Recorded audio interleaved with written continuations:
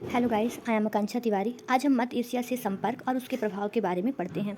तो मध्य एशिया और प्राचीन भारत के बीच का संपर्क सदियों पुराना है। इस संपर्क ने भारतीय इतिहास, संस्कृति, राजनीति और अर्थव्यवस्था पर गहरा और दूरगामी प्रभाव डाला।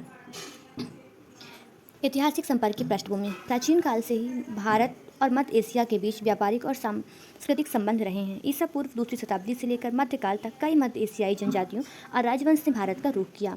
आक्रमण और प्रवासन। मौर्य वंश के पतन के बाद भारत की उत्तर पश्चिम सीमा से कई मध्य एशियाई समूह भारत आए।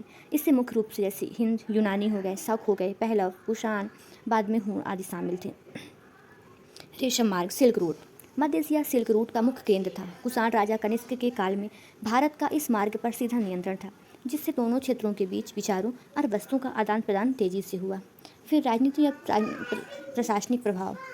तो मध्य एशियाई शासकों ने भारत की राजनीतिक व्यवस्था में कई नए बदलाव किए, जैसे क्षत्रप प्रणाली। शकों और कुषाणों ने साम्राज्य को प्रांतों में बांटकर शासन करने की क्षत्रप प्रणाली है उसकी शुरुआत की। प्रांतीय गवर्नरों को क्षत्रप कहा जाता था, जिन्हें व्यापक प्रशासनिक और सैन्य अधिकार प्राप्त थे। फिर राजाओं की दैवी उत्पत्ति, डिवाइन ऑरिजिन ऑफ किंगशिप। तो कुषाण शासकों ने स्वयं को देवपुत्र मतलब देवताओं का पुत्र घोषित किया। यह अवधारणा उन्होंने क्षीण और मध्य एशियाई परंपराओं से ली थी, जिसने राजा की स्थिति को और अधिक शक्तिशाली बना दिया। फिर द्वैत शासन, डबल रूल।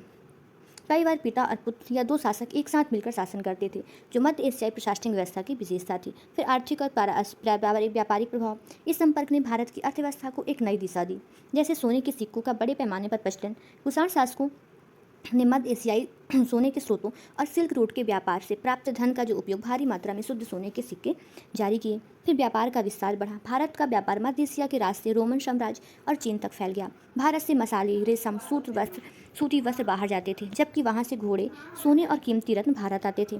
फिर सांस्कृतिक और धार्मिक प्रभाव पर ही प्रभाव पड़ा। यह प्रभाव दो तरफा था। भारत ने उनकी जीवन शैली को प्रभावित किया, वहीं उन्होंने भारतीय संस्कृति को अपनाया। फिर बौद्ध धर्म का प्रसार हुआ।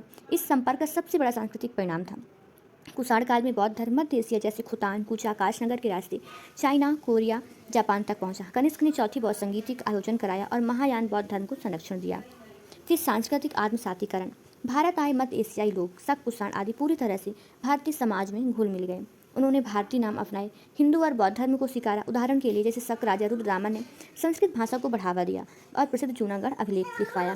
फिर कला, वास्तुकला और साहित्य पर भी प्रभाव पड़ा, जैसे गंधर और मथुरा कला शैली। कुषाण काल में कला के क्षेत्र में अभूतपूर्व प्रगति हुई। यूनानी, रोमन और मध्य एशियाई कला के मिश्रण से गंधार कला का जन्म हुआ, जिससे पहली बार महात्मा बुद्ध की मूर्तियाँ सुंदर अपोलो देवता जैसी आकृतियों में बनाई गईं।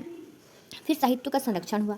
मध्य एशियाई शासकों के दरबार में अश्वघोष, बुद्ध चरित्र के लेखक है ना, वसुमित्र और नागार्जुन जैसे महान विद्वानों को संरक्षण मिला। फिर जीवन शैली, वेशभूषा और तकनीक पर प्रभाव। मध्य एशियाई लोगों के आने से भारतीयों के रहन सहन और युद्ध कौशल में बड़े बदलाव आए। वेशभूषा में बदलाव आया। भारतीयों ने मध्य एशियाई लोगों से पगड़ी, ट्यूनिक, कुर्ता, अंगरखा, पतलून यानी कि सूट पैजामा, लॉन्ग बूट्स, लंबे जूते पहनना सीखा। आज भी भारत के कुछ हिस्सों में पारंपरिक वेशभूषा में इसकी झलक हमें मिलती है।